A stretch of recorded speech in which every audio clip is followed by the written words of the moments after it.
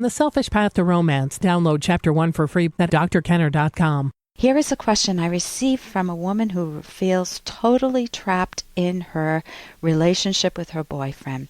And she speaks broken English, so some of this will be in broken English. Hi, Dr. Kenner. I'm from a small Asian country. I came here 4 years ago, and I'm with my boyfriend. We have a cute little 3-year-old son. I'm actually smoothing out the broken English here. The first couple of years, we had financial difficulties. I'm very far away from my mother and my sisters, and there's nothing I can do about that. I was bored so much, and I was tired from hard works. Even in these 3 years, my boyfriend abused me. We had family abuse case, but I can't get separated because of the financial issues.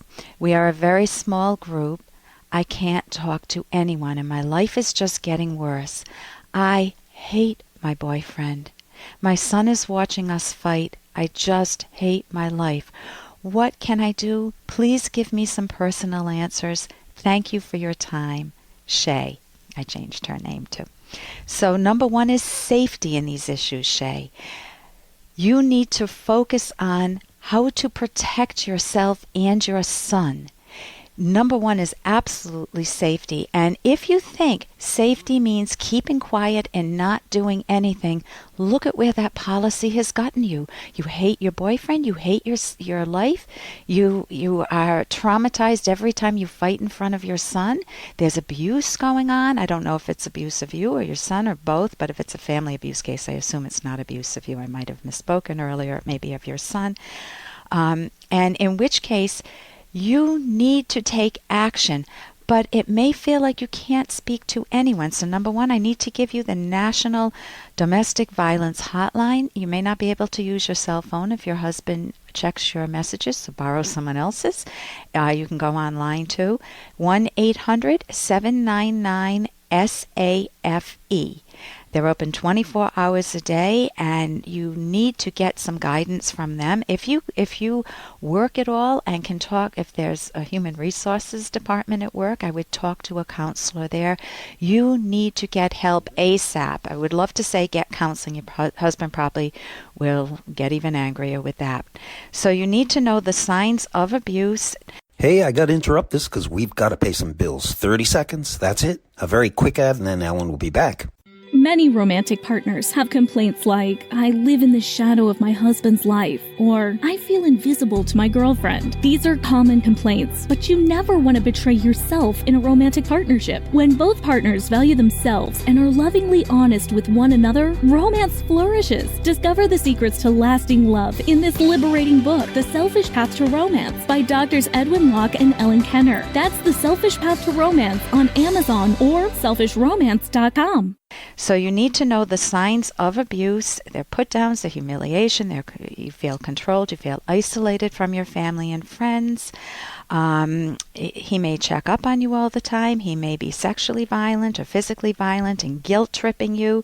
And you may have bruises in non-obvious places. Abusers tend to hide the abuse, so whether he's abusing you and or your child, they do tend to hide what they're doing.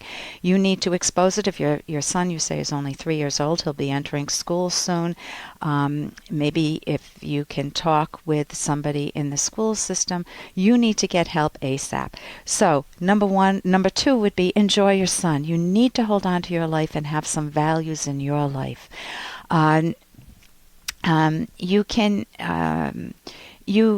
You may need to call the domestic abuse hotline and just get the state on board. You can call your family and your sister and your mother. You can email them if you have contact with them and ask them if there's any opportunity for them to come over to help you or to send you money. Connect with them. You can get a book, Choosing to Live, if you're feeling suicidal at all, if you're hating your life. That's on my website, drkenner.com. That's drkenner.com. So the worst thing to do is to appease an abuser. The best thing to do is to get the guts at some point, hopefully sooner than later, with some guidance, some good guidance, and to extricate yourself from this. You already hate him. You know you want out of the relationship. For more Dr. Kenner podcast, go to drkenner.com and please listen to this ad. Here's an excerpt from The Selfish Path to Romance, the Serious Romance Guidebook by clinical psychologist Dr. Ellen Kenner and co-author Dr. Edwin Locke. Moral qualities will make you lovable. Note that most of us have problems we want to fix, and many of us don't know where or how to begin. You don't need to be perfect in every respect to find a partner, but never settle for a deeply flawed self. Making yourself into a lovable person gives you the best chance for a happy, long-term romance. If you have some moral flaws that need fixing, make it a priority to correct them. If a person is untrustworthy, he still has a choice: remake his own character or keep lying and cheating until he irretrievably ruins his own life. You can download Chapter 1 for free by going to drkenner.com. And you can buy The Selfish Path to Romance at amazon.com.